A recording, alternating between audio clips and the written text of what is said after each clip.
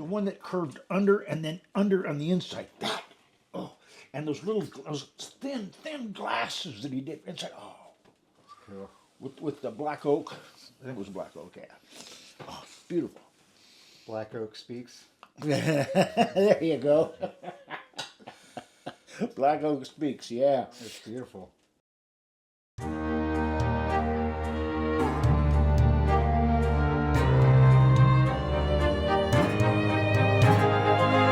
Welcome to the Beauty Seed.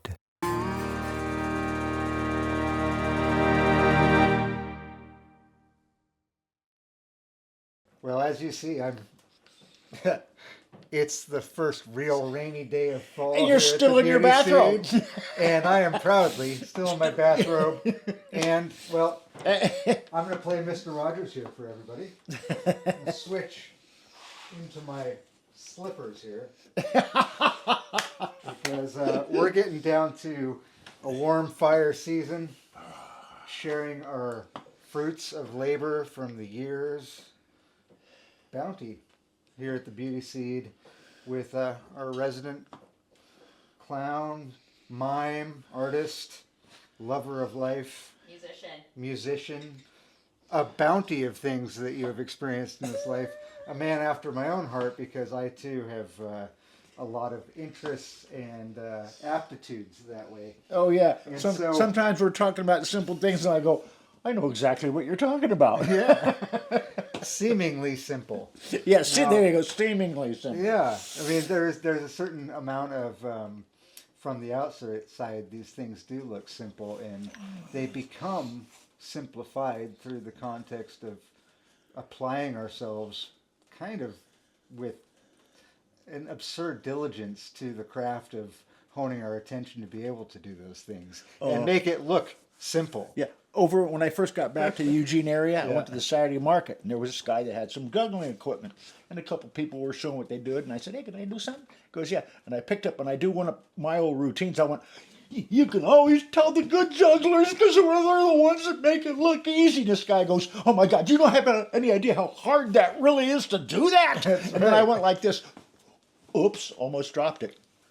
You know, and he was just going like, "Whoa, that is so cool, man. I mean, that's hard to do." And just, and they make it look easy. So in that is it the implication that, yeah, you probably did drop them a lot of times, and you always picked them back up. Oh, yeah. Well, actually, in my clown show, I mean, in San Francisco, one of the guys, Dana, sat back, and all the great jugglers that were there in the 80s, making really good money, better than I was making, but I was doing really good too. And they said, you make us nervous, Vaughn. And I said, "Why would I make you guys nervous?" They go, "Because you're giving the audience a theatrical experience, and we're just doing tricks." And I said, "That's right, because if I don't drop it, I'll throw it away, because my juggling show is not about juggling. That's just a prop." Yeah, the underwriting principles there. How did you get into theater? Speaking of which. As a little kid, before the divorce in my family, my dad used to tell us bedtime stories, Greek mythology, and act them out. And as a kid, my time with him on his knee as a little guy, we had two TV shows we watched. Friday Night Fights is sponsored by Gillette Blue Blades and Pabst Blue Ribbon Beer, because he was a boxer and I like boxing too. That's what got me into it. And we'd watch Red Skelton. And our favorite part was the silent, his silent part. And then I was in this horrible boarding school, Christian boarding school, and one year they had a talent show, so I went out and I did Red Skelton's man flying a kite.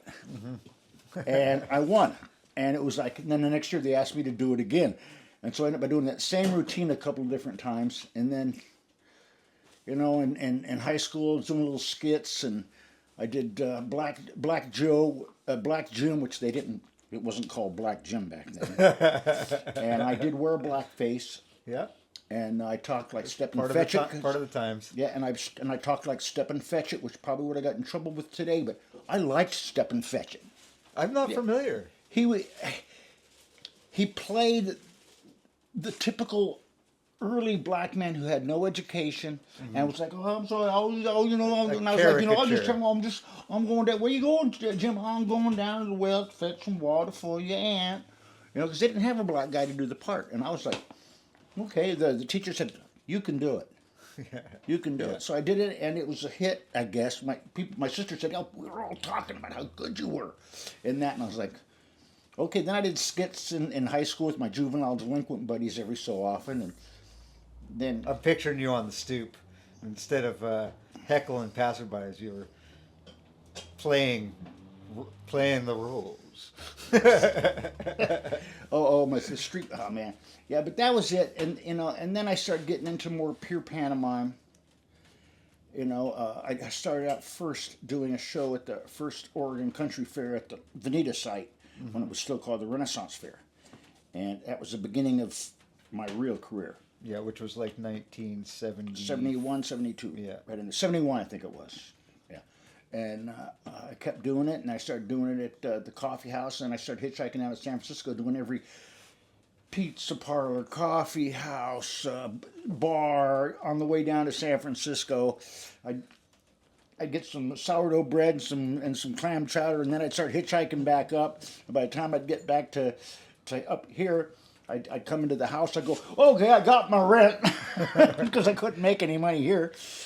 That's just the way it is, and stuff. And then it just kept going, and all of a sudden, Robert Shields and Lorraine Yarnell got a TV show doing Mime on TV, and everybody went, "Oh, now we know what he's doing." And suddenly, I went from getting $10 to $25 a show. In the 70s, that's quite a. It was, yeah, but you didn't get that many shows around this area, right? Which leads me. You went to Europe to study mime, didn't you? No,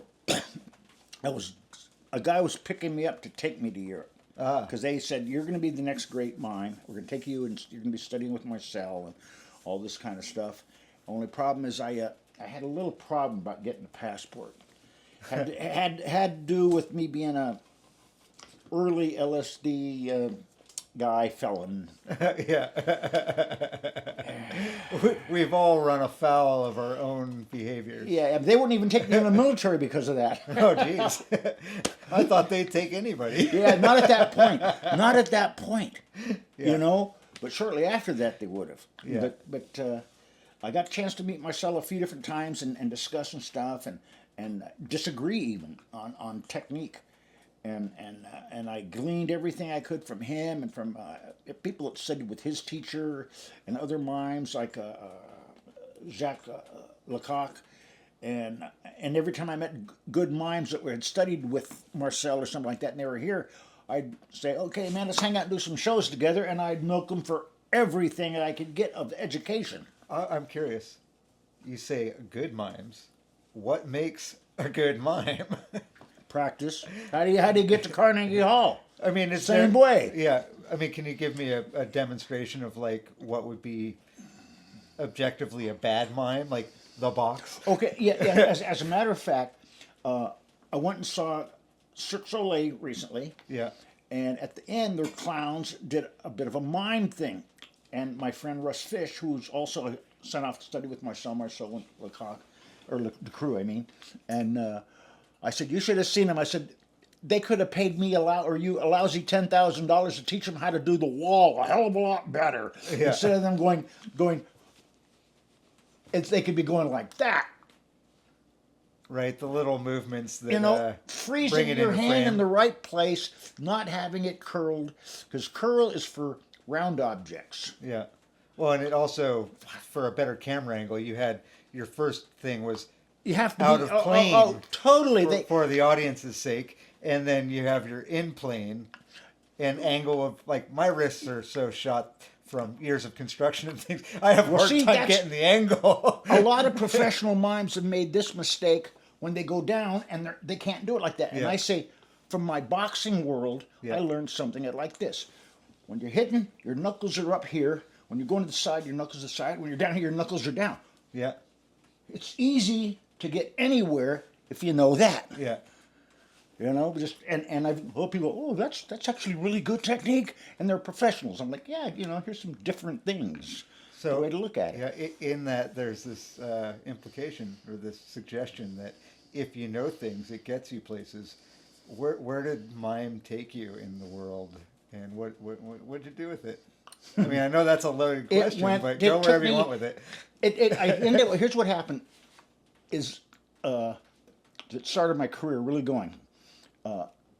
Bands were coming, you know, Tom Petty and all these people who I got to open up for all of them. Larry Coryell, John Fahey, Maria Montero, Talking Heads. I opened up for all of them. And this is as a mime, not as a musician. mime, as a mime. Yeah. And the reason that happened is because I went on tour with this band called Notary Sojak, who was originally called the Warlocks. Uh-huh. There was a little conflict with another band and stuff. And I went on tour with them, opening up as a mime. And then when the record industry said all the opening acts have to be in the music union, nobody in Eugene, good bands were in the union. So Carl Pennington from Double T Productions in Portland, who put me on that first tour, said, I know a guy that's got a professional act.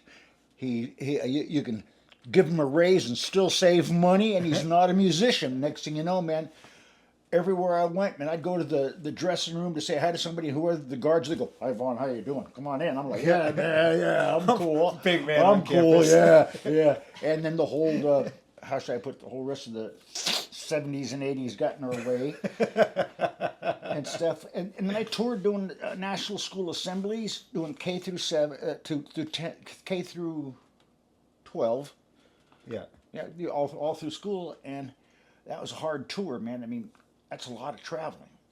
But in between, like sometimes 3 schools a day. Yeah. And And you know, I'm in Southern California, and the next morning they want me to be in the top of Northern California. First show in the morning is 8 o'clock. You know? And then what's the type of schedule you might need those extracurricular activities that were so popular? yeah, well, actually, I did help me get up there. Actually, on that particular, I took a detour to San Francisco first, and then went up there. Yeah. Terrible, but it was a lot of work, moving all the time. I'm glad I bought a van because, I mean, I was sleeping in it quite frequently. And everybody's going, "Oh, you got a little stove in there to cook with?" I said, "Man, I don't want no stove. I want water. I want to bathe. I want water. I don't care about cooking. I go to a doggone restaurant. I want water." This was probably before the era of big truck stops. 1980. Big truck stops with showers and things in them. Yeah, and I don't know if Northern. I saw a couple of those I ended up by hitting, but most of the time it was just trying to get to the next place. It was a real hard tour. It allowed you to refine your craft and put in the reps. I was parked in front of the school with my van one day. Next time, there's in the middle of the night, there's a bang on the door. Yeah. It's the cops. Yeah. They want to know, you got a van parked by this school. What's going on here? And they're looking inside there. And I said, "I'm doing a show here tomorrow, man. And you know, and this is my big shot, man. If I do good on this, man, I'll get more." And they went, and they knew their language. They said, "Oh yeah, can I see your itinerary?" I said, "Yeah, right here." Boom. 2 weeks worth of my itinerary. Yeah. And they just went, "Oh. You're busy. Oh, well, my daughter goes to the school. We'll find out if you're any good." And I said, "You ask her. Yeah. You ask her if I'm any good." Would have been fun to get that report. This was pre-Yelp reviews. So. Yeah. Well, my best thing at the school thing that I think happened was a couple things that were really cool. Was this one school I went in, their stage they had, and I was wearing the white pants that woman that did Jimi Hendrix's leather were made for me for my shows. Because I had black and I had white, different things. And the stage they had broke, and my leg went through, and I got a piece of wood shoved in my leg. Oh, geez. But they didn't see the blood because the pants were lined. And they started doing my show, but I was having a little trouble because it was hurting. But every time it got slow, I'd look at the hole in the stage and step aside, and they loved it. And at the end of it, the teacher sat back and said, "Look, can I ask you permission? We videotaped your show. Yeah. Can we be allowed to use that to show to my students?" And I said, "Well, sure." But why? And he goes, "Because if one little thing goes wrong with them, they forget, everything falls apart. And I want to show them how this happened and you didn't fall apart." And I'm like, "Oh, cool." Yeah, that's cool. Yeah, sure, you can use that, man. Yeah, thanks, man. That sounds cool. It reminds me of your time in Japan a little bit, of being moved. Oh, man, Japan was great. That's the most civilized country on the planet, and I've been to all kinds of them. The most civilized country, and people can say anything they want about it. Even France is second as far as being civilized, and France is pretty civilized. But Japan was just amazing, amazing. Beautiful country, good food, good everything. Beautiful women. I mean, places like Hollywood might have 40%. Vegas probably has another 30%. Japan was like 90%. And it was like, oh, look at these women. It was beautiful. Yeah, I like Japan. That was really good. But then after that, actually, what was really cool is everybody in Japan, all the other performers, the world champion, Stilt Walker, and all these different people that we were performing with and everything, were buying things to take home. Antique kimonos to get married in, and the first liquid crystal video cameras that I'd never heard of. Yeah. And everybody's going, "Hey, Vaughn, what are you going to get to take back, man? I mean, I said, man, I'm going to find a restaurant. You guys are going down to Nagasaki and hanging out in the mall. I'm finding really fine restaurants and really fine stuff like that with my girlfriend. I'm doing something else. And I'm Right. meeting Japanese jazz musicians and hung out in this little club, and we made it happen for a while. And I said, I like bass guitar. I think I'll get one of those. And Shimakawa-san, the player in the band Heavy Workers, that I was hanging out with those guys in this little club, said, go to Nagasaki, or go to, I can't remember the name of it, in Nagasaki. Tell them Shimakawa-san from Heavy Workers sent you. And I said, okay. He goes, not tell them I drive a taxi cab. Yeah. Sure. I go there. Oh, my friend Shimakawa-san from band Heavy Workers said this is a good place for him. They had every instrument you can ever imagine. It's amazing. 72 finger Ps, all of it. Candy store. Oh, what a nice candy store. And I said, my friend Shimakawa-san from the band Heavy Workers said, this is a good place to come and you'll help me pick out a good bass. Next thing I know, he's got everybody lined up like they're at attention. This is friend of Shimakawa-san of Heavy Workers. Hi. You will treat him as you would treat me. And they gave me a guide, and I got to play everything, and I finally got it. And when I got back to Tsuki, where we were staying, the luxury hotel, room's that big, and I told him, I said, you didn't want to know you ride a taxi capital, and I had no idea who you guys really were. But I got a nice bass, and one of the jazz cats from the United States said, here's the music stuff, learn how to do it for real. Mm-hmm. And I said, that's cool, but right now I'm just... And then I went to Europe after that and stayed there for a couple of years doing shows and all over the place. I lived in Holland, not Amsterdam. I didn't like Amsterdam. Here's a mime routine of people walking in Amsterdam.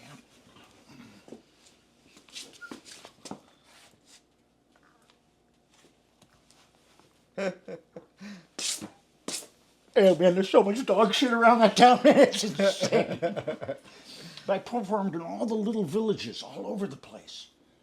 During late night shopping and stuff. And I learned how to eat wood cheese and stuff. And I sat back and I'd get back to where I was living and I just all up and down the neck for 2 years. And then I came back to the United States, went to the reservation for a year. How to get out of that. People think, oh, that's exciting. No, it's not really. It's rough. Yeah, I've spent my time. You on know. the res. Yeah. And I said, okay, and I decided to move to New Orleans. Got some horse riding in. Oh, I got some great horse riding on the reservation, man. Oh. Okay, I'm working as, trying to get off the reservation, I took a job as a landscaper. Right? And I come home late.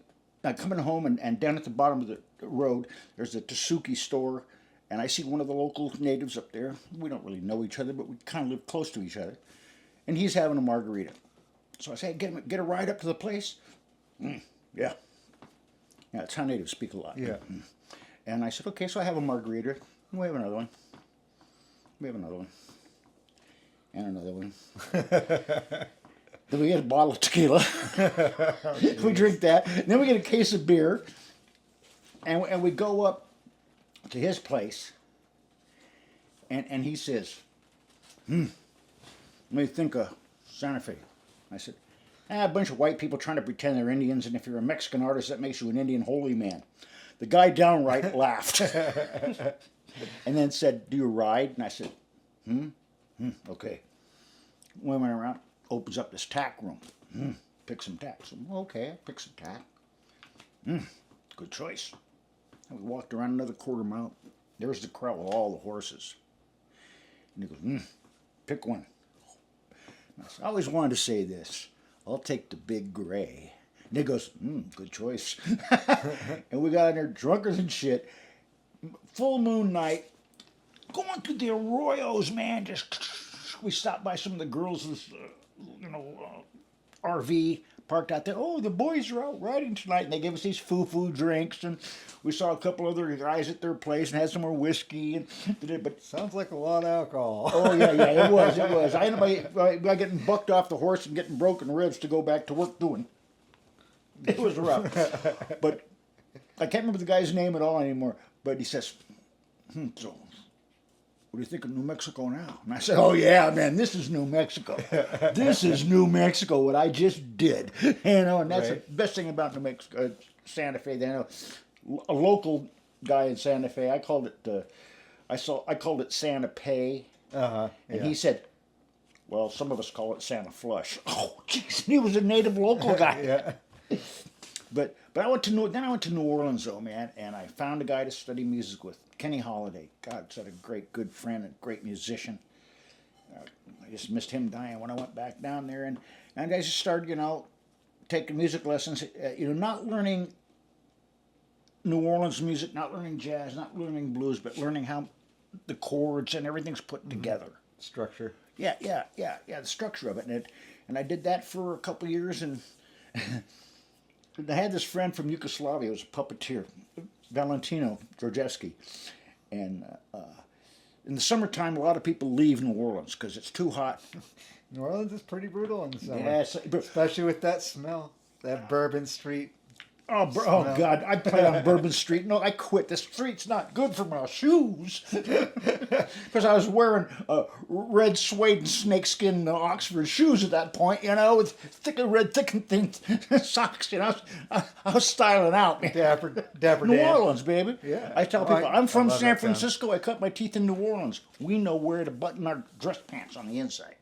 Not like this stuff. And anyway, I remember one time, summer was coming, and my friend Georgevsky said, so what are you going to do this summer? I said, I don't give a damn what happens this summer. I'll survive. The pie will be smaller, but there'll be fewer ways to slice it. So I will survive, and I don't give a damn what happens. At the end of this summer, I'll be on stage playing music. And what was really cool is I'm up there playing at a jam session. When Valentino got back into town and walked into Checkpoint Charlie's, and later on I said, hey, remember to get you a drink? How's your summer been? He goes, you did it. What I do is what you said you were going to do. Nice. Oh, yeah, I guess I did. Oh God. What was really cool in New Orleans too is I got to create another one of my theatrical troupes. 4 people. We call ourselves the Circus Orphans. Circus Orphans. Good name. There was 4 of us, and and some of us are just out just doing the same stuff still, and it's amazing. It was a really good team. We got this big building, open building, and we were just crashing in it, and we had slack rope tied up into it, and we were giving mime classes and workshops and stuff, and then one day I put a piece of paper on the wall and I wrote a bunch of routines down. Because what's that? That's the routines we've all been working on. Then a little while later, I wrote 4 names down. I said, what's that? That's the people who are going to do this stuff. And then later on, I wrote a date down. They said, what's that? I said, that's our show. We're getting ready for our show now. And we had such a good Geneviève Duval. What a great name. Oh, God, what a wonderful woman, too. Jeez, I loved her and stuff. But the funniest thing is, first I was starting to direct a group, and our high wire walker said, why should you be the director? I said, okay, you be the director. I don't know what to do. That's why That's I why am. I'm doing That's it. why I am, and everything. And at one point, me and Genevieve were the act they put together. He was laying on his back with his hands out on the floor. She stood on his hands while he lifted her up forward. Oh, geez. Yes, and then stood up, and then she stood on his head to do a bunch of stuff, which I've seen other circus people do variations, but we were a real funky little troupe. And we got in this argument, and I was like, what do you want from me? She goes, the moon. I want the moon. So I took a T-shirt, cut it up, drew some stuff, stuffed it up, made the moon, and right where she was going to be on his head, reaching out, I hung it up at the ceiling right there. And when she's doing the show, the first night we're doing the show, she gets up and she goes, the moon, he gave me the moon. We had so much fun. That's cute. Oh yeah, it was incredible. That troupe was good. But that's what I like is creating a troupe. I don't want to be the star. I won't act anymore because I always overshadowing everybody, and it's not what you're supposed to do, and everything. But I like creating small theatrical troupes, where if I'm directing it and stuff like that, I don't make anybody do stuff that's beyond their ability, but I make sure as a director I don't tell them what to do because that's their job. Yeah. I just try to present it as I'm the eye of the audience. I'm going to make you look like you want to look, and that's what I like doing is getting the ensemble thing going on. Hope I get one going here. Hope I get one going here. Well, you wrote it down. Did you put a date to it? What's really cool is when I was out. That is a powerful practice, actually. Oh, it's a real powerful practice. Yeah. Real power. Practice is where it's at, man. I mean, I tell these musicians, I'm tired of jamming, man. I like practice. I like rehearsal. Jam sessions bore me to death now. Yeah. I want rehearsal, where you get tight like my band in Alaska did. But the thing is, creating small theater companies to me is the best. Like, I started out years ago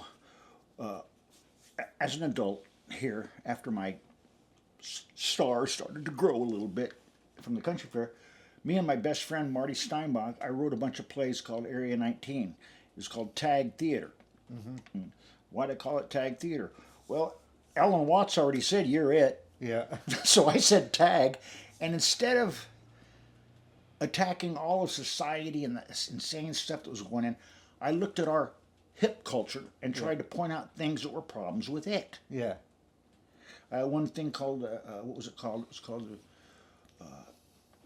what's the Christian thing when you die? You don't go to heaven or hell, you're in this other place right there. Limbo. Limbo, that's what it was called, limbo. And in it, I'm talking to the audience going or purgatory. Yeah, or purgatory, there you go. But it was limbo called. And I'm sitting there telling people, I'm talking to the audience going, we might be going into a revolution in this country, man. We're going to have to stand. What are we going to do? I mean, I come from the Haight-Ashbury. We're peace lovers. I'm not from Berkeley, throw shit on people. They kicked the shit out of us when those Berkeley came to the Haight-Ashbury thinking we did it.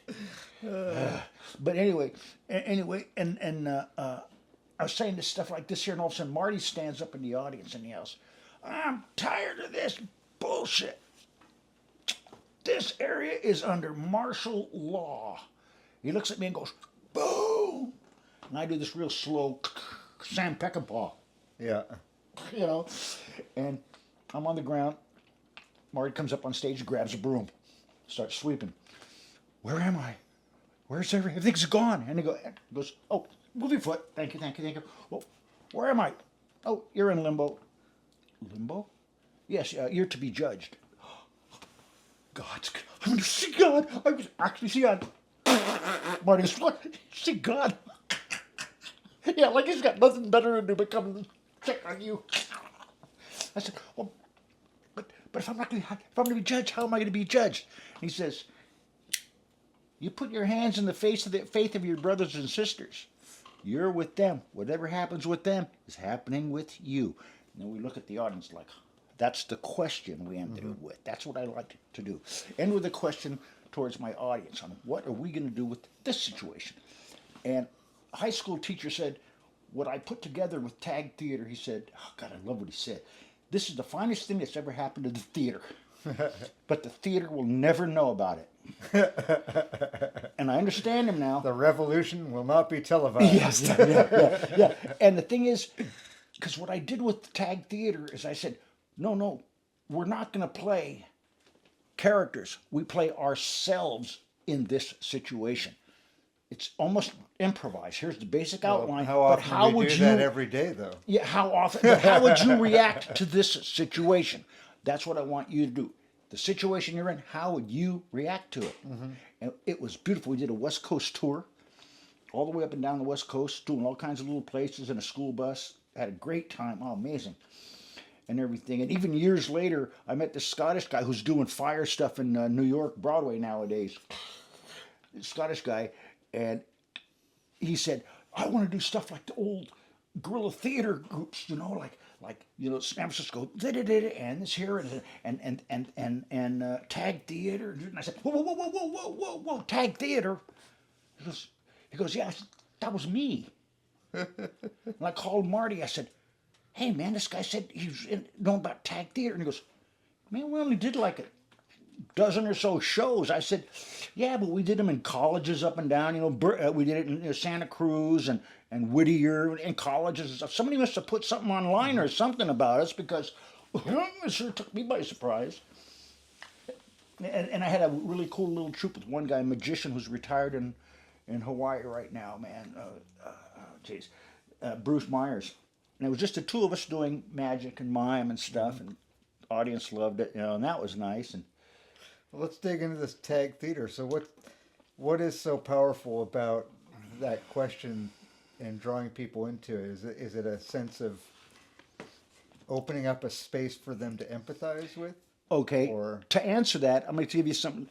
In Santa Cruz, we're at the college there, right? It's midterms. After we did our plays, a whole bunch of those people that were supposed to go back and work on their midterms stayed to ask me and Marty questions about what we were doing with that kind of theater. And I'm sitting there thinking, this is midterms and these people are sitting back wanting to talk to us. yeah. I'm impressed with that kind of power. I mean, I had no idea that we could ever do something like that. Well, in the coaching I do, there's a saying that is often used: questions pull, answers push. Yeah, there you go. And yeah. so when you're presupposing an answer for people, it's much less inviting to dig into the meat of it. I mean, it is kind of the nature of a question. Yeah. And there's an opportunity to formulate really great questions in that context. What were some of the more pertinent questions that the young ones at that time were asking you about that process? Oh, If you they're remember. see what see if I can remember. That was quite a while. That was like 73 or something like that. I can't remember back that far. Hold you? I wasn't born yet. Anyway, see that was one question. And see what was the other one? The other one was what's real? I'd like to do that again. What's real was really cool and it's relevant today. What's real? Marty was sitting down and he's juggling. He's the guy that taught me how to juggle. I called him from Japan and said, "Hey Marty, thanks for teaching me how to juggle. I'm making way too much money, man, and having a great time." But anyway, in this, he's juggling, and I come over and I go, "Marty, what are you doing, man? I mean, we got to study for our goddamn exams." And I'm going, "Man, look at you, man. You're just sitting in the house, man. What is this stuff? Chopsticks to eat with? What's this picture of some singer, man, sitting there with long, crazy hair and showing one breast, Janis Joplin?" Yeah. I said, and what do you think you're doing studying for your class? And he goes, "Improv, right?" Yeah. Yeah, recycling kinetic energy. And that was really cool, and everything. But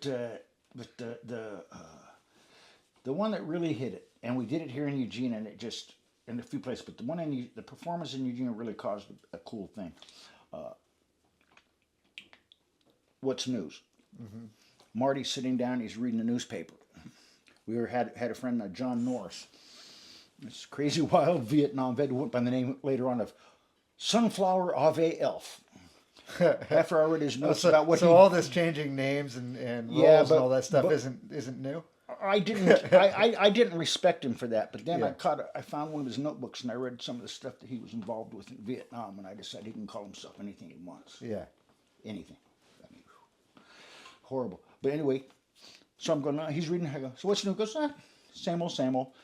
Giant scream in the back because he wanted to do something with scream therapy, and I'm like, "Oh, great." So I wrote a play with screaming in it he could do. top of his lungs, screaming. What was that? Starvation. I'm just going to improvise right now. Starvation in Biafra. Biafra? Wow. Where's that? He's walking down the thing. He screams again. What the heck's that? Riots, students killed in France. Wow, France. I thought that was a really cool place, maybe, you know. Gee, I didn't know that. He's walking down. Second coolest. Yeah, there you go. Well, second most cultural. Yeah, but sorry. he comes out and he does it again. And what's happening there? And then it became a black student beaten and drugged to death in the South, you know, and da-da-da-da-da. And then he comes up and he screams right into my ear, really loud. And I went, what the hell was that? Marty, and we did this at South Eugene High School first, our whole show, with the school bus and everything. They loved it. That's where the teacher said, best thing that ever happened to theater, anything.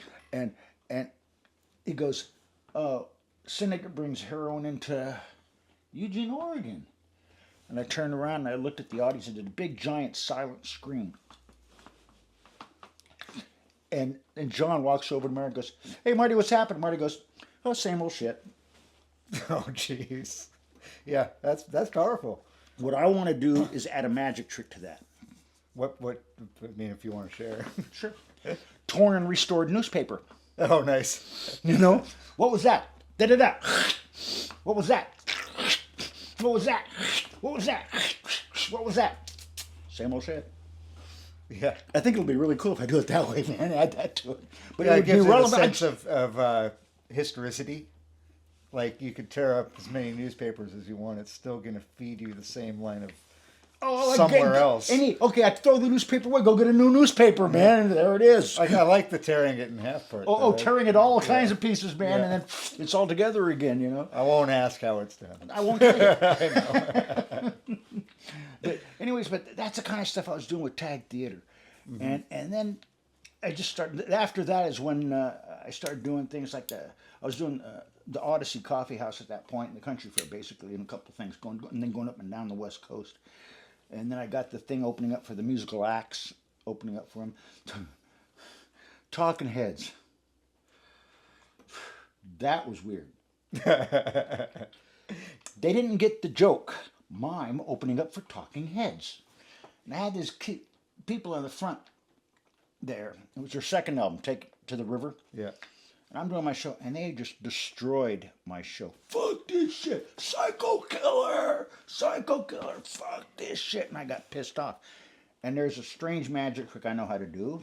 So I walked off stage, grabbed this asshole's beer, threw the beer over his table and him, got up on stage, grabbed a microphone, and told the sound man, turn this sucker up now. And I said, when I was a kid, they called us punks. We kicked their ass.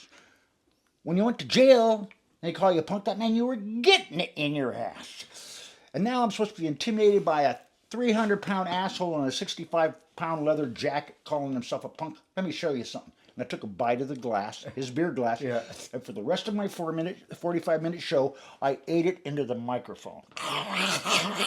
They all shut up. Oh, jeez. That's a rough 45 minutes. It takes a long time to do that trick. You do not swallow. Yeah. Because it's sand. Yeah. And you keep chewing it until you can't feel it at all. And it's not, I don't I suggest... take it you have better teeth then. Oh yeah, I had all my teeth back then. But that's not what got rid of my teeth. It was that other stuff. Oh yeah, That's what got rid of my teeth, man. But anyway, and when I went backstage, and if I remember correctly, it was Tina, not the one of the other people that was backstage, but Tina Wyman, the bass player. I think it was her that did it. She said, "What was that sound?" And I took her hand and went, and there was still some shards on my. Then I went on her hand, and all of a sudden it's like, "Oh my God, that's the most erotic thing anybody's ever done to me." And I thought, jeez. Glass? It's like a cat tongue. No, yeah, kind of, yeah. But that was, that scene. But opening up for the bands was cool. I made almost good money. Got way too stoned and stuff like that. And The life of a silent rock star. yeah. Then Then I did the school tour, and when I came back, I had a bunch of money, but I really had a bad coke habit at that point, really bad. And then what happens when you have a bad coke habit? you have a You run out of develop a money. Worse coke habit. You or you run out of you money. run out of money, and you run out of cocaine. Yeah. And when I ran out of the cocaine and the money, I realized something else was happening to me that I didn't realize because of all the cocaine. I was a raging alcoholic. Ah, yes. They kind of seem to go hand in hand. Yeah, you just don't realize it, And I remember I walked out of Max's Tavern at 2:00 in the afternoon, hitchhiked away to get away from it. Mm-hmm. Because I remember that day, I had a few bucks in my pocket from doing some landscaping, I don't know, $100 or so, and okay, I'm rich now. and I remember in my head saying, "It's okay to have a drink after 11 o'clock," and then immediately my brain said, "You lying asshole! That saying is about after 12 o'clock, and you're trying to push it up another hour. You're an alcoholic asshole." And I'm sitting in the bar with my friends drinking, and I just walked out of the bar and hitchhiked away to Portland. Got a job washing dishes in a brand new restaurant, and got a place to live, and started all over again. Built a theater in Portland called Sumas. I mean, I met some theater people up there, and hey, we're building a theater. You want to help us? I learned so much, and I've done that a couple times now. Help build theaters. What did you learn in building a theater that first time? How to build the walls for the theater, how to build the doors, how they enter in, how to make the race seats so they can walk in, and there they are with crossover, full size stage. When you walk in, there's this big wall like this curved wall here where the ticket booth was, and the light booth was up there, and then there's curved steps going up here. We're a 50-seat theater, and my Mime studio was up there. You open it up, and when the inspectors came in, because we were straightening up nails. Yeah. I mean, we built. They said in the newspaper up in Portland that Vaughn Avery and oh God, I'm forgetting my buddy's name. Jeez, that's horrible. Jay Hollingsworth built a, I don't know, $100,000 theater on $17,000. Where do you see it? But that's why. But when the school was the college was getting new seats for the theater, we got them. Man, putting those seats with that little metal stuff inside those ships is really a lot of work. It really is. It's a lot of work, man, and they're not that easy to move around and put them together. They are a pain in the ass. I've done a little bit of restoration for seats like that. Oh man, it's so you know what it's like in there. Yeah, and anyway, so when the inspectors came in, like our crossover, you're supposed to have 2-hour burn. Mm-hmm. We had 3-hour. Oh, they like that. Want to see about what if there's a fire breaks out. They looked under all the seats. Well, the equipment we got to do the watering down there was industrial farming stuff. Oh, right. So when they looked underneath there, they said, well, if a fire breaks out here, these people are going to drown. And the thing I liked about it is when I was in that horrible boarding school, one of them, they took us to this horrible TV show called Pinky Lee. They talk about why Never heard of it. They want to know why a lot of people became gay. Hi ho, hee hee, my name is Pinky Lee. I mean, that's what they're taking us to see, and that's what they're making us watch it for tea. But I'm up at the top shelf, and I remember here's the show going on, and I look back, and here's these people carrying cables and all these light things hanging there, and I'm going, oh, I've never seen any of this. Yeah, that part's cool. But when we built Sumas Theater in Portland, and the first time we did a play, Cinderella Butterfly, a bunch of insects and stuff, and let me tell you, what do you think the caterpillar did? And I'm in the back doing changes and doing roll drops and stuff because that was my part of the thing. And when I'm doing that, all of a sudden I realize, holy shit, I'm that guy that was doing all this stuff. Right. This is that guy. Oh, this is cool. And I love that aspect of theater. The stage crew. Yeah. Oh, man. It is cool. And the other aspect of theater and collaborative arts that I've always enjoyed is, each one has their aptitude within a broader picture that we create together. That's what I'm hoping to create again. What makes that work well in your experience? It can't be a company. It has to be, I tell people, it has to be a troupe. What's the difference?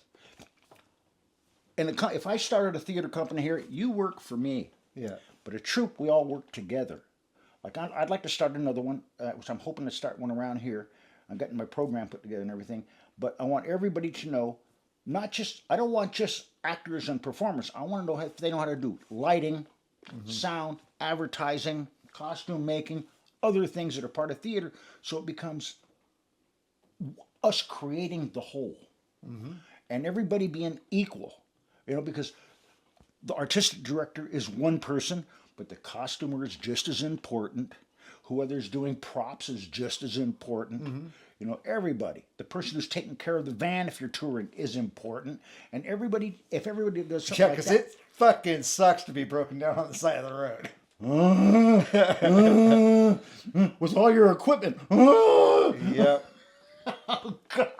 Yeah, but if I can create a troupe where everybody, my ideas over the years have gone like, if I can find the people that are really want to do this, and we're older, we do stuff for kids, children's theater, using masks and movement, all that kind of stuff, telling stuff, but adults doing it, not kids doing it, adults doing it and stuff. My idea right now is like, if I had, I'll just say 10 people, 8 or 10, and if we all put in $1,000, the company now has $10,000. We produce a show, we put that money back in, take another percentage out, put that in, everything is equal after that. Have you ever had an opportunity to do it that way before? Not really, because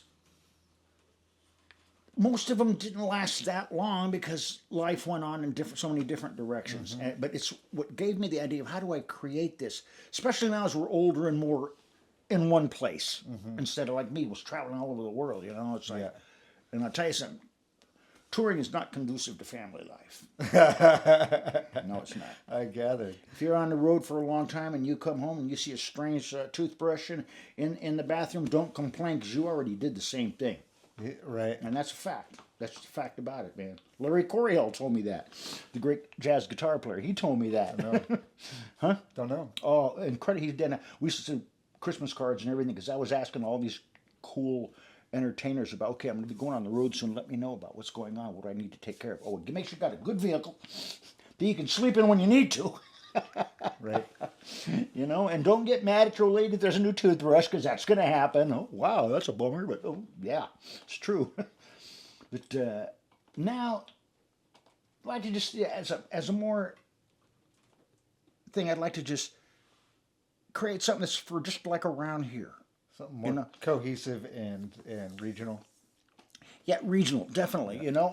Let's do the library. Let's do the Grange Hall. Let's we can go to Corvallis or Cottage Grove and stuff like that. But take a creative concept and like I write a lot of ensemble pieces, and I'd like to create a group where they would do my ensemble pieces, but I also want every person to have their own solo thing in there too. Because I don't want to dominate. And if someone has a good idea for something, I tell people that what I used to tell people in my Mime class, I'm a benevolent dictator. Anything goes as long as I agree with it. Because if I say no, there is a reason. Yeah, right. Like this one professional mime, what a jackass he turned out to be. Spot. Put that on there. I hope he sees it too. And he was doing this horrible mime routine called The Creation of Woman. Eugene in the mid-'70s would have killed us if he'd have done that on our stage at the Wild Hall. Right. Oh, jeez. You do not do that on my stage! You do not do that on my stage! You understand that? And when we got off stage doing a show with 14 people there and everything, yeah, you're right, man, that wouldn't have gone off too well around here. I said, you got that right. Horrible stuff, but... Well, what about that strikes you as horrible? I mean, I have my own... Well, no, it's funny, but it's not really a public thing. There's just too much animosity towards some things, and that would have been one during the mid-'70s So of Eugene. the idea is to get people thinking enough. Is that what you mean? Enough in the sense that you're not pushing them over into hyperactivity, if you will. In Eugene in the mid-'70s, the hardcore feminism was getting extremely intensive. Yeah. You couldn't do anything, man. You couldn't do anything at all. I mean, the worst thing I did to push against the feminist movement in Eugene, which I support women completely and, Yeah. and the thing. You can support And- women without being Yeah. so-called feminist. They had a thing where they didn't even take the word men in the word. It's WIMMINS, Yeah. women's. And they had a women's thing at the Wow Hall. And there was this one woman, I knew her for a while, and I saw her go through the changes of being bisexual to being total lesbian, And I see her there with these two great big, bull dyke women, look like they definitely drove trucks, And I walked up the stairs and, what are you doing here? I figured this is where all the women would be. And these two big gals picked me up by my arms, not violently, but they tossed me down the 3 steps of the Wow Hall. I landed on my feet, of course, and everything. They said, you're right. Later on, I saw the other woman, and she goes, God, we were laughing so much about that afterwards. I said, I know him. He's a funny guy. And they said, she said, we were laughing about that so much. And I said, yeah, It's good to have a sense of humor. Yeah, definitely. But part of that is knowing your audience, I suppose. That's important. That's important, man. In what country was it? Queen's Day in Holland. I'm doing my show, ladies, and at my end of my show, Dank u wel, dank u schön, muy buen, all the languages I'd learned to say thank you and stuff. I probably don't even remember half of them anymore. But I said, ladies and gentlemen, I'm Vaughn. I'm from all these places, but I'm originally from San Francisco, and I got one question to ask you all. Yeah, we're celebrating Queen's Day. What's the big deal? I'm from San Francisco. We got thousands of them. Did the big crowd. Oh, they fell in love with me after I said that. Man, the hat was good. Oh, nice. I'm from San Francisco. We got thousands of them. What's the big deal? Oh, man. Speaking of being from San Francisco and being of an era that I was on the tail end of, what did you learn that informed your perspective now on building a troupe as opposed to a company or a collective or any other terminology through your time in communes? Well, okay, I started out in Haight-Ashbury in 1965 before the word hippie. Yeah. And it's documented, actually, and I'm in the movie.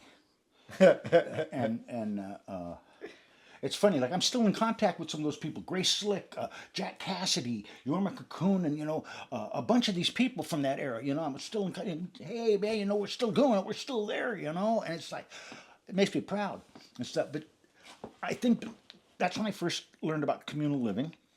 Because I was having a real hard time when I first got there, man. I mean, I didn't know shit. Communal living out of necessity. Oh, yeah. Well, I think the people at the Tracy's Donut House, because I was like sitting against their cigarette machine going to sleep for a few nights when I first showed up there because of my legal situations. And these people come up and said, hey, man, you come stay at our house. One guy middlemanned pot. We always had pot. The other guy middleman acid. We had acid to go to the Avalon Ballroom every week. And I was selling the Oracle newspaper. Not familiar with it. It was not the Berkeley Barb. It was the Oracle newspaper. Beautiful artwork by the great artists. I'll take an Oracle over a Barb any day. You got that right, definitely. And I'd try to sell 100 of those a day, and in between selling them, I'd panhandle. I'd make $10 selling 100 newspapers, and I'd walk back in between, and I'd panhandle, like a lot of people did, until I made 15. Isn't it called the Panhandle? That right, now go over there. That's where I met Jimi Hendrix, man. Fucking panhandle, man. But anyway, I'd come home with $25 just about every day. I was in charge of food. Some people came to have dinner with us one time. We were having chicken and salad and breads and stuff like that. You guys sure don't eat like regular hippies. And I go, man, he's out there on the street selling that newspaper and pan. That's the food. And that was my first experience with communal living. And and then after leaving the Haight-Ashbury, I come up. I'm one of the 69. A bunch of us left, went to New Mexico. I came up here and did communes out in the country up here and stuff. And I just started learning what it was like to, at first, I was, didn't know what to do sometimes. I felt like a total outsider. But then as a little period of time goes by, I start realizing, how everybody has to just kick to the middle. If you got money, you toss some money. If you ain't got money, you do some work. Everybody has to kick to the middle, and if everybody kicks to the middle, then it works. And I think that's the foundation of how I got to this point. So how often was it that in that experiment of that era of communes that people did end up kicking to the middle? A couple of the communes I lived on, southern Oregon and up in Brownsville and places like that, worked really well. But then I was on this one commune, which I'm not going to mention the name of it and stuff like that. But we had so many people come in there because it got put in Spiritual Communities Guide as 60 acres of free land. There was 160 acres of land. And we'd have like hundreds of people there sitting on the French porch. It's free, isn't it? Yeah, and we had an acre and a fifth garden. Yeah. And a few of us would work in that. But one year we starved in the wintertime. And it was really rough because of all these people. I just love eating the food. But then when it got cold and rainy, they were gone. Yeah. And we were all vegetarians. Right? Well, all of a sudden, in the middle of this one How winter, many vegetables growing in the middle of winter unless you really have your shit together? and this one winter, one of the guys comes in, and he's got a deer, and he drops it down there, and he says, "Okay, where are all the vegetarians?" And there was a few of us that were vegetarians still. Yeah. And he was crying. That's right, he was crying because he said, I shot her, and I had to follow her over because I only wounded her, and when I got her, man, she had milk in her udder, and he was all freaked out. He was freaked out. But where are the vegetarians and stuff? And trying to be strong, And am I mixing up two of those things with him? I don't think so. Maybe I did. It's been a while. But a couple of us that were vegetarians, we said, you know what, you're our brother, man. So hey, let's have a slight. It's your karma. That's what he was saying. My karma. He said, we're going to share it with you because you're our brother, man. And you just fed us. Mm-hmm. So I think there were four of us because two went back to being vegetarian and two of us went to meat. But I remember everybody said, "Oh, you were sick," because I was in bed for 2 days after that. Oh, yeah, you got sick. You got sick. I said, I wasn't sick. My stomach didn't know how to digest it anymore. Yeah, I'd been a vegetarian for a whole bunch of years. I'm like, well, I'm digesting, man. That's what I'm doing. And then it started to change my whole life. Yeah. I mean, I'm not. I like vegetables. Good luck being a vegetarian in Alaska, huh? There are vegetarians up there, yes, but it's expensive. One friend of mine, a juggler who passed away not too long ago, he was a vegetarian forever, but it was poor because he was trying to be a good juggler here in Eugene and everything. And one day he was eating meat stuff. I said, I thought you were a vegetarian. He says, are you kidding? He said, I go to people's houses and everything is that. He says, I can't afford to be a vegetarian, man. If somebody offers me something, I got to eat it. Mm-hmm. I said, okay, I got you, brother. But that's the kind of stuff that taught me that one commune, all the people came, 12 of us kicked everybody off and said they can't come around there anymore. People got mad at us and we said, fuck you. We hear her crying and you don't, so fuck you, get out. Mm-hmm. And some people got mad at us, but it was true. I mean, we heard her scream. She was screaming. People were trashing the place out. So, I gathered up all this funky wood and stuff that they had tried to build lean-tos and shit with, made a big, huge bonfire, and threw an Aries party.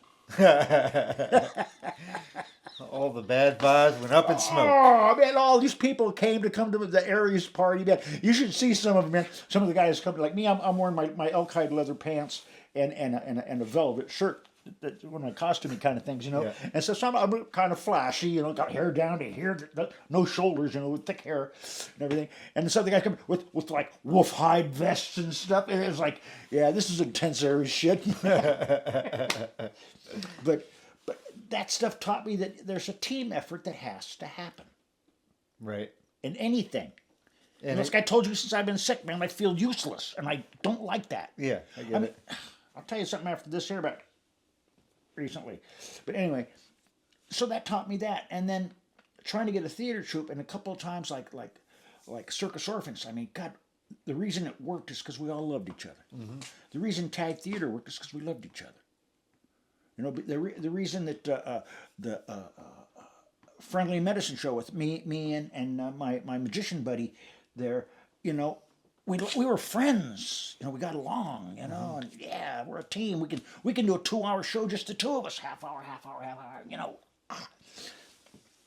And just I don't know, just the ensemble thing is just people getting along that love similar stuff. Mm-hmm. And I have so much experience in mask making and juggling and magic and all kinds of stage set building. I work for California Shakespeare building sets, and stuff like that. And it's just like, how can I use all this information that I have? Because I'm not a welder anymore. I'm not a commercial fisherman anymore. I just did those things when I didn't have gigs. Yeah. Same thing with restaurants and stuff. It's like, oh man. But I left Portland. Got stuck in San Francisco. Oh, I got stuck in San Francisco. raining, flooding. The bridges were shut down. I was stuck there, man. The car I had broke down, man. I'm like, oh, geez, I was having such a hard time and everything. And then I got in touch with my dad, and I started staying at his place, which is not my best thing to do at the time. But I started doing shows. I went to San Francisco, and I'm used to doing mime storytelling. This is the fishing trip, beginning, middle, end. Take about next sign. Here's the astronaut. This is one by Marcel called The Mask Maker. You know, that's the way I did my shows. So I land in San Francisco. Okay, I'm walking around. I see Fisherman's Wharf.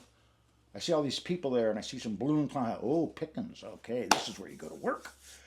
I sit there and I start to do my show. I couldn't stop anybody. I couldn't stop anybody.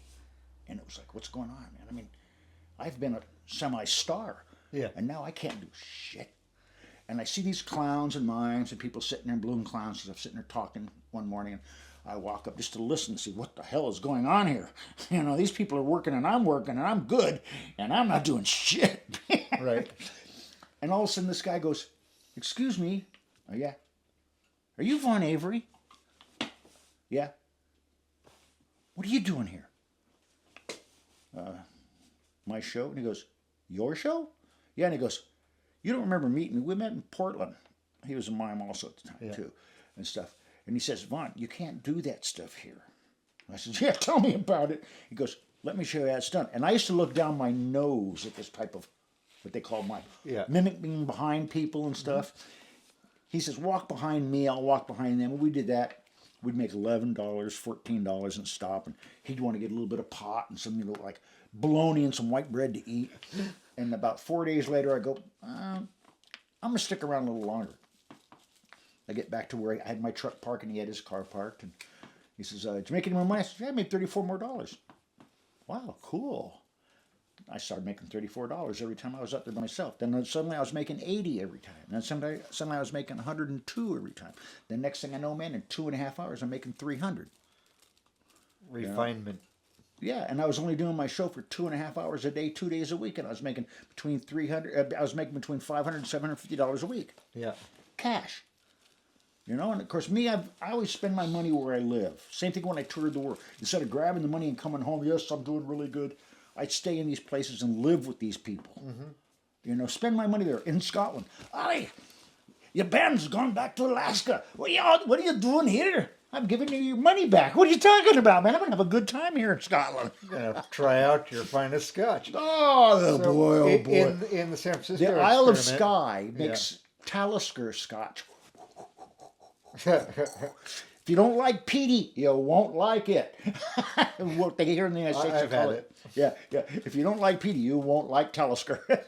So in the San Francisco experiment, what shifted for you over time that allowed you to draw in more interest, more people paying in the hat? I started becoming more, I called it a mockingbird.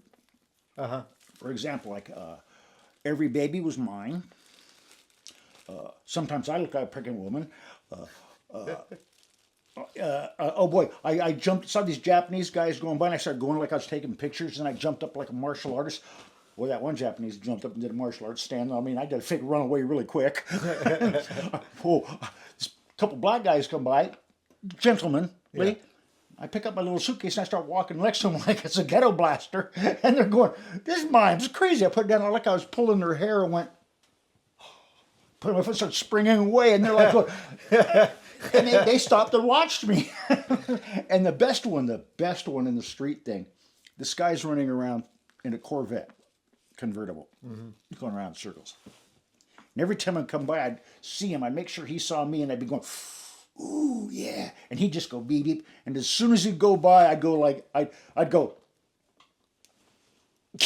And I'd hear women go, "Women all know that." Oh, jeez. And I was doing stuff like that, getting a little totally out there. But I mean, I got arrested for having crowds too big.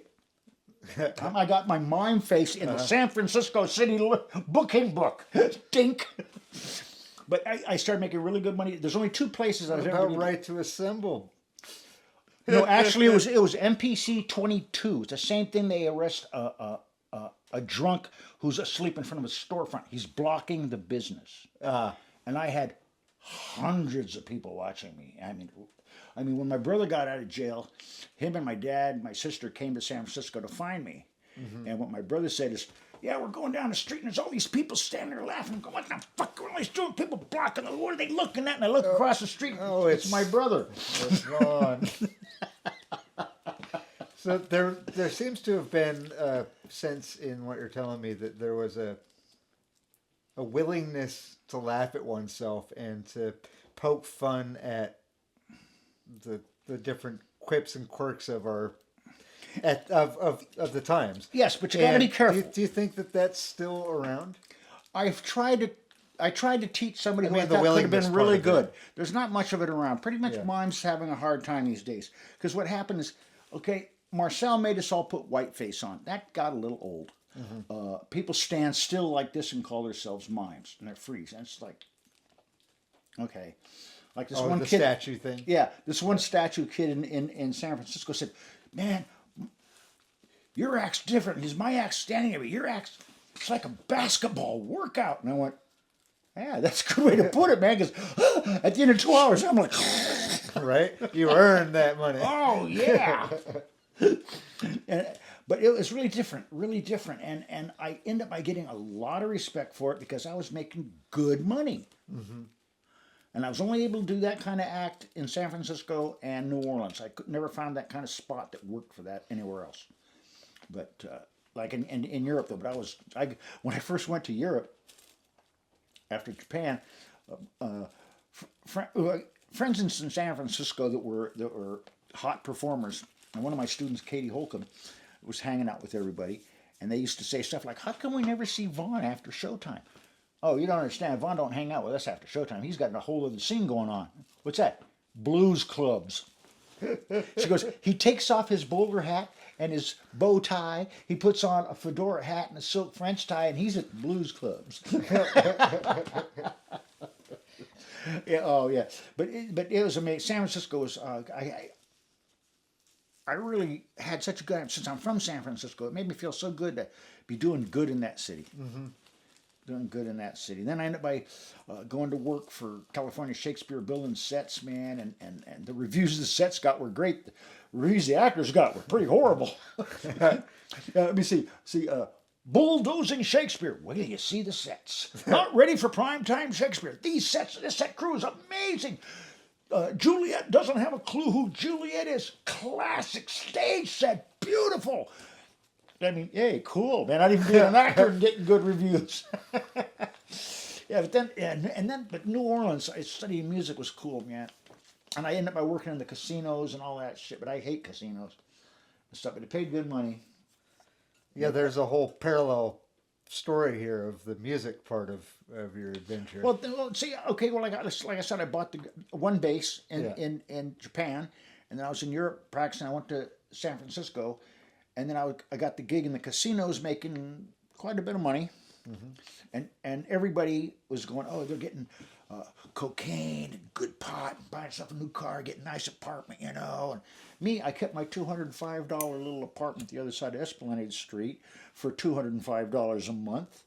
And I sent out and had that black bass guitar custom made for me. Which you still have. Yes, I still have all these years later, mid-90s to now, and it's in great condition. It's a pretty instrument. Yes, it is. And all of a sudden, the casinos are going to start letting people go. And I said, okay, I'm gone. Oh, we were going to keep you. Nope, that's okay, I'm done. I'm getting ready to play Stanley and Streetcar Named Desire, Tennessee Williams Festival. I don't need you guys anymore. And but the other guys, that when they dropped off, they were all fucked up. Yeah. But the funniest thing that happened, me and my girlfriend, a beautiful artist on Union Square, and original New Orleans people, the Yankees used her family house as their officers' quarters. Because New Orleans was definitely... Oh, not the baseball team. Huh? Not the baseball team. Yeah, right. No, not them. Oh, you're talking about the southernmost island or the northernmost island in the In the United Caribbean, States, right? that's right, yeah. But, God, what was I going to say about her now? But, Sorry. yeah, that's how it goes, man. But, Yeah, we drive. She had a little one of those C4 Jeeps, C5 I think it was, CJ4, and we'd take that and we'd drive over to Mississippi where this. First, I worked for a casino in New Orleans, and then I worked for the I casinos. have a breakdown story about that bridge. Sometime. Oh yeah, Go- let's do go that. across yeah. the bridge and- yeah, yeah. across the bridge. Yeah, and so we'd go up to Mississippi, and I'd pick up everybody's checks, and we'd come back to New Orleans, and I'd pass out the checks to them, and I quit. I go down to pick up the checks, and I pick up the checks, and I got my foot hanging out the Jeep like this here, and I just open up my thing. And I turn around. We're going to their bank. Did they cheat you? No. They made a mistake. What? Instead of $740, they put an extra zero behind it. I'm cashing the check now. $7,400. Oh, jeez. And so about a week or so later, I get a call from one of the secretaries. Hi, Mr. Avery, Vaughn. How you doing? Things going good for you? How's the play going? Oh, man, we're going to open it. It's going to be great. Well, it turns out there was a mistake with your last paycheck. And I said, yeah, I know. I won, didn't I? And she laughed and said, yeah, you did. I want to come and see the play. And Mousy, when we're going, there's this nice boot shop, and I was going to get a pair, black Western boots. Yeah. Good pair. She talks me into getting snakeskin. I've never owned a pair of snakeskin boots. You walk with those, you can't help but looking at them. What the heck is that? I have a pair inside. There you go. Yeah.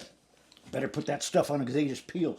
But, but the casinos, man, though, man, I felt like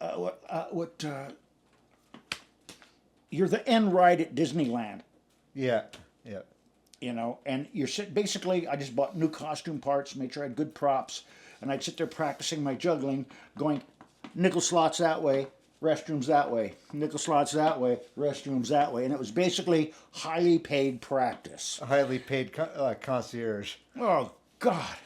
And then I'd start to go out there, and someone would come in, and I'd go, hey, good luck, and you see him go like, I've got to win. I go, oh, God, just get out of here now. Just get out of here. It's powerful. And the first They've casino... developed that science. Yeah, the big first time. casino I worked in was when I was performing right in front of the coffee place right there. I'm forgetting its name. Holy crap. Cafe du Monde? Yeah, Cafe Du Monde. That little spot there where they said that was my spot for doing shows. Yeah. My See, I liked Pirates Alley, Pirates Cove. Oh, yeah, that was a night. Oh, that's a good place to hang out. Yeah. Yes, and everything. Yeah. But that was my pitch for doing the running mime show and everything. And Good spot. Lyle Berman suddenly shows up, and I didn't know who he was, except I noticed a big limousine says Grand One. He owns all the Grand casinos. Oh, gotcha. Lyle Berman. Yeah. Berman. You know who the name Berman comes from? When they busted the big mafia people, Berman was the bookkeeper that never got. Oh, gotcha. I guess I'll take all that money and invest it in casinos. He offered me a job, and I Yeah. said $350 a day, and I didn't want to do it. I didn't like the casino thing and stuff like that. But so anyway, I mean that got me my first thing with the casinos, right? And I made some decent money that day, and okay, cool. And then they opened up the casinos in Mississippi, these big barges, and so I took the job because it paid good and everything. But it's just the atmosphere. You know, I took one job for a casino doing art in the Bellagio. And afterwards, I felt like I couldn't shower enough. I got you right there, man. And Las Vegas is a slightly different animal.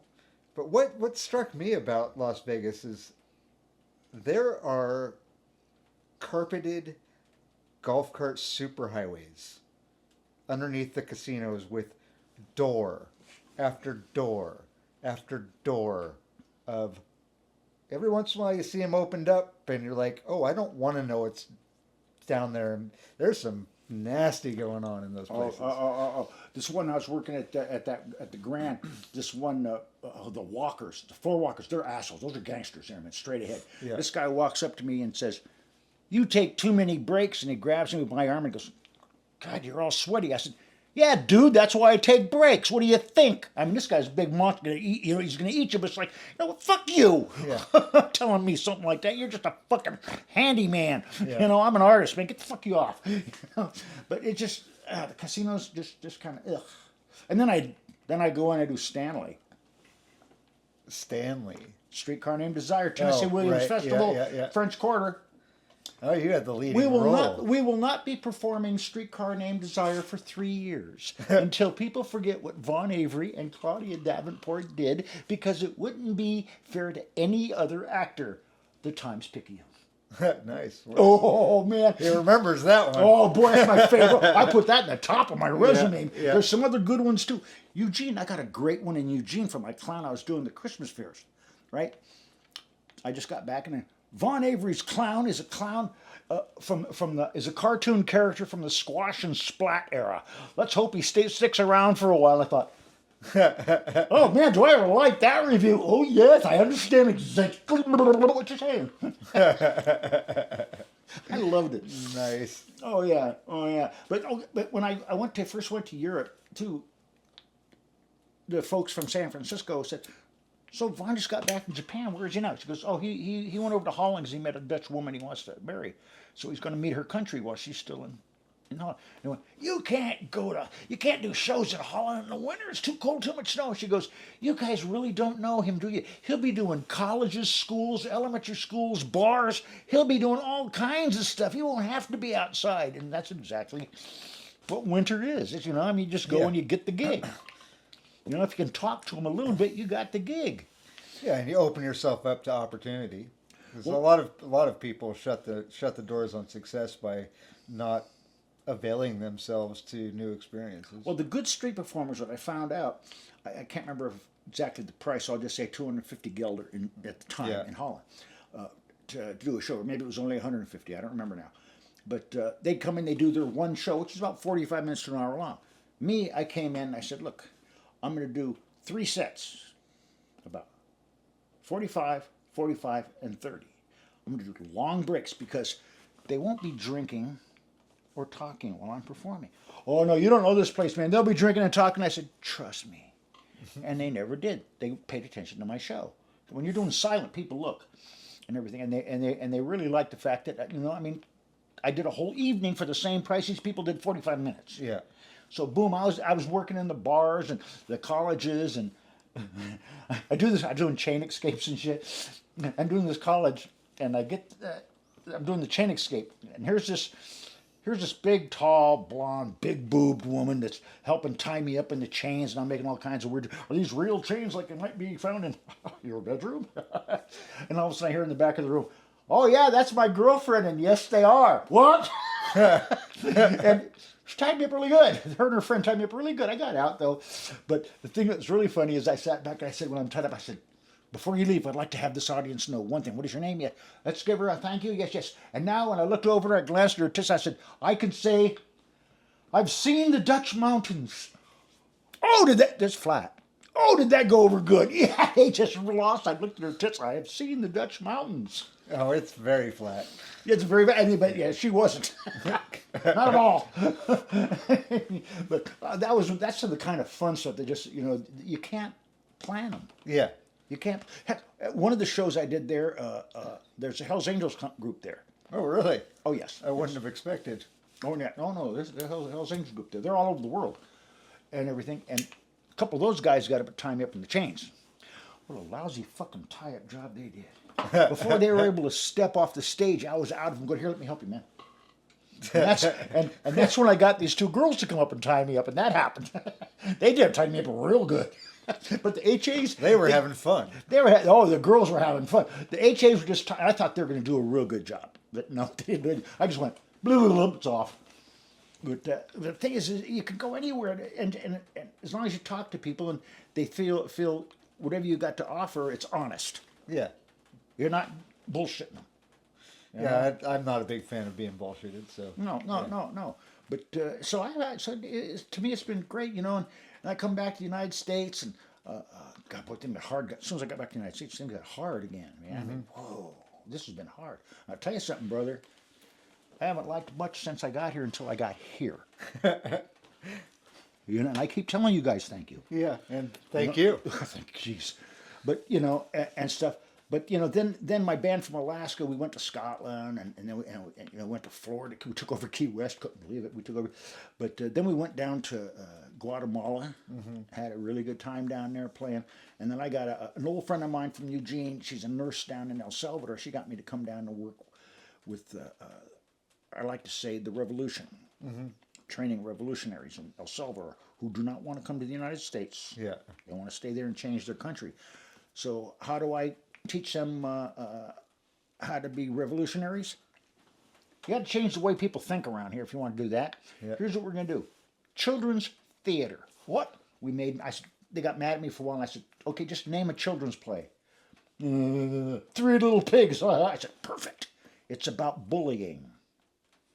We made masks, costumes. Well, there are hundreds of kids, man, from a couple different schools there. We come out, tell them they're going to do a play, and all of a sudden, as soon as they see the masks and everything, they just lit up.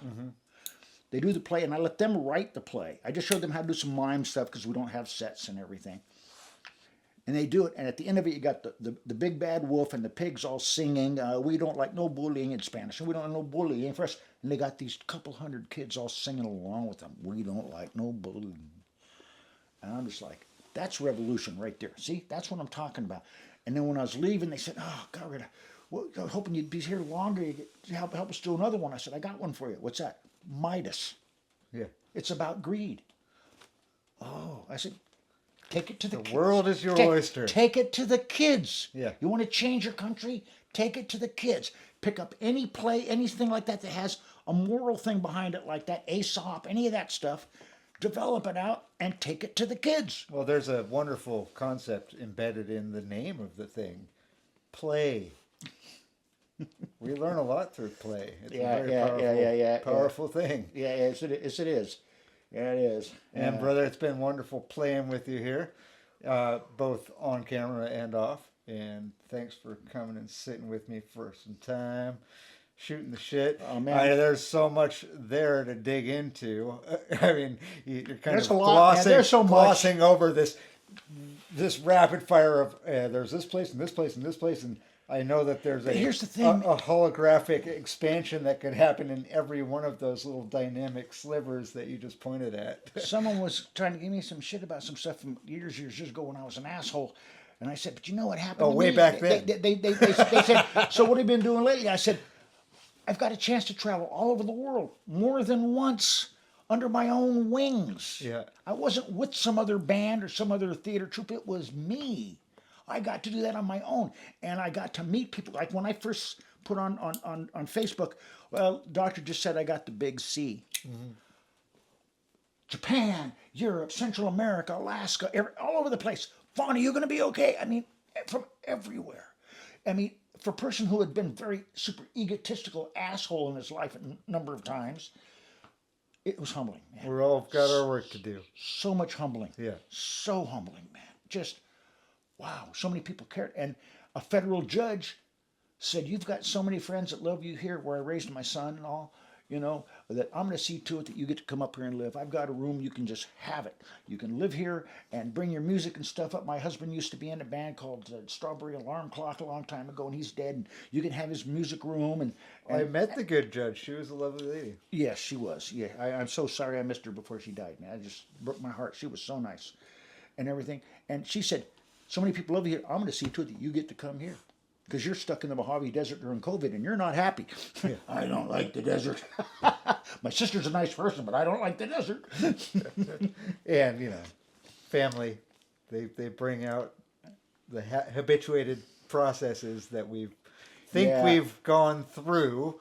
And sometimes we get around our family and we go, oh, that's still there. Yeah. And, yeah. it can be an opportunity to have real growth. And sometimes it's nice to get reminded and then go somewhere else to process it. Well, my sister ended up by being around some really asshole people. And she said, all men beat women. And I said, you need to meet my friends. And now she comes up here and she meets my friends. And she's so in love with everybody now. It's like, wow, she wants to come up every year. And it's like, see, I told you. Yeah, she's on a roll. She's on a roll. The last couple of years. Yeah. You know, and it's like, You know, oh, do you want to go someplace? You want to go to a bar? No, she likes sitting in the woods in that little tent back of the property there, man. She was so happy. Nature bath. Oh yeah, yeah. She does the same thing out in the desert. I know, but there aren't many trees in the desert. No, she's got a couple of nice big ones on her I place. know, but I've been there. Look. Yeah, that's right. That's right. You've seen the place right out in the front. It's a nice view. Took me a few years to like it. Well, the 2 years I started to like it. Yeah, okay, it's got a beautiful view. I'll admit it now. But I'm out of here. You know. But she's so and I told her she got to meet my other sisters. And I said, my sister and my other sisters all are sisters now. Together. They all like each other. And that just made me feel real good for her. That made me feel real good for my sister Sheila. Yeah. But hopefully I'll get a troop going here. Seems likely. I didn't think so. Sue wants me to start giving her lessons right soon. She seems to think she can't do anything until she already has a character, which is not true. But some people, there's a clown in everybody. Some people, you got to really dig it out. Some people, like Jim, boing! Yeah, you barely had And to I'm scratch looking the at surface. and I'm looking at Sue. You know who I'm talking about, the redhead Yeah, Sue. yeah. So and I'm going, no, that's not going to take much to pull one out of her either, because she's already really animated. She's hilarious. I know. And she said she wants me to start helping her out with that right away. And I went, okay, if I get her started, every time I start to get something where I'm teaching one person, Yeah. suddenly more people show up. And if I can get 6 Show up to to do 12, the work. well, the thing is, I'm lowering my prices. I'm going to charge them all because that's my business. Yeah. And I'm lowering it from $250 a month for 2 to 3 months to $150 a month for a couple of months and stuff like this here. But my attitude is if I get 6 to 12 people, they're only paying $3 an hour to me. But if I have 12 people that's I paying get it. $3 an hour, that's So really good. if any of you out there are in this area and care to learn for the mastercraft of fine art in theater, please contact me. info@beautyseedstudios.com. See, I already found someone who understands management. I am the quiet director behind the scenes. Yeah, The power behind the throne is my beautiful and illustrious wife, Mara Cooper. Yay! Whom we adore. Mara Cooper. She keeps us all on track. She and moving smiles. in the right direction. She smiles so nice. Oh, she lights up a room, buddy. She does. I want to hear her sing like that again one more time. One more time before I die. I want to hear her sing like that again. Seems likely. Well, it's been a pleasure. Hey, brother. And Wait, I have a feeling I'm going to see you soon. Well, oh man, it's okay. Yeah, okay. I'll tell you something after this is turned off. Yeah. And we're never turned off. We're always turned on because life gives me a fantastic heart on. Yeah, there you go. There you go. Blessings to you all. Love be upon you.